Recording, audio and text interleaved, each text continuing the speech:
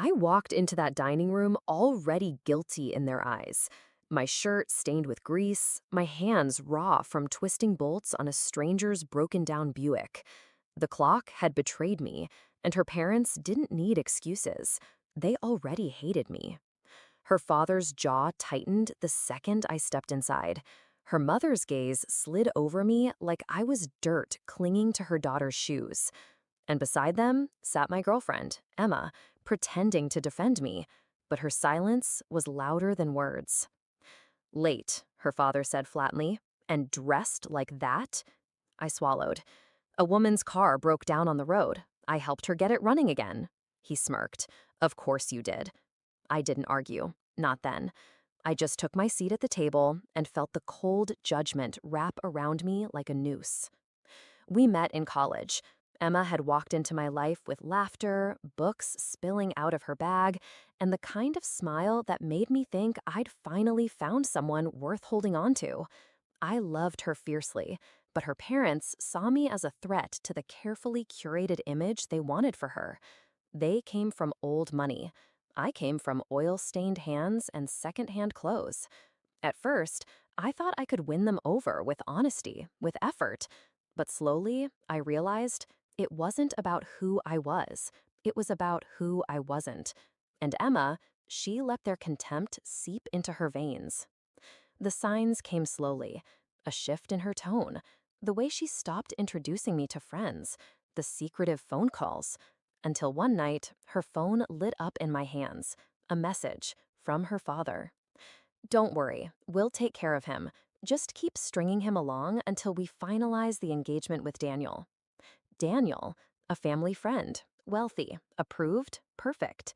That was the night my love curdled into something sharper. They thought I'd break quietly, walk away humiliated, but I don't break. I build, I fix, I plan.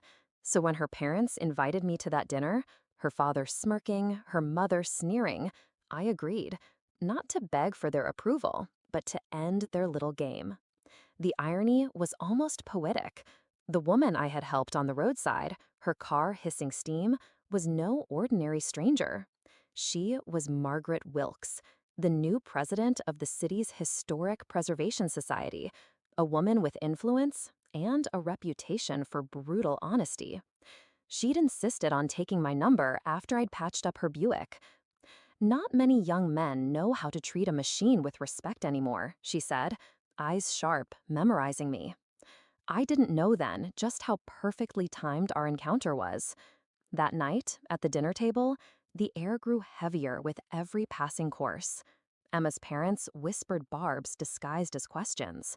So, still working that garage job? Her mother asked.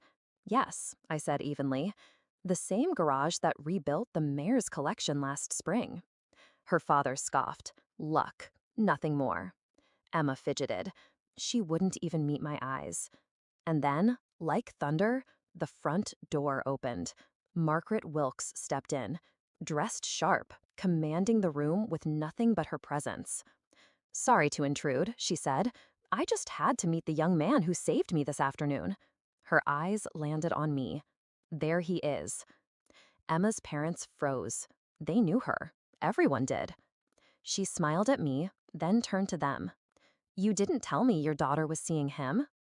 The silence stretched until it snapped. What followed was art. Margaret praised me in ways they could not refute. My skill, my patience, my integrity. She told them she'd already spoken to the preservation board, how she intended to hire me to restore their fleet of vintage cars, a contract worth more than her father's yearly salary. Her mother's fork slipped from her fingers. Her father paled. Emma just stared at me, realization dawning too late. I held my composure, but inside, I savored it, the slow, crushing weight of their pride collapsing on itself. The revenge wasn't loud. It didn't need to be. Weeks later, their perfect Daniel was announced in society pages, not as Emma's fiancé, but as another woman's.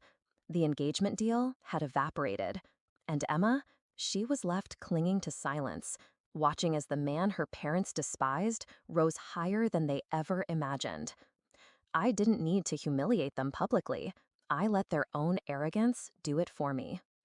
I think back to that night often, to the grease on my shirt, the disdain in their eyes, the sound of Margaret's voice turning the tide with a single sentence. Emma once told me her parents could make or break anyone. She was wrong. I don't need their world. I built my own.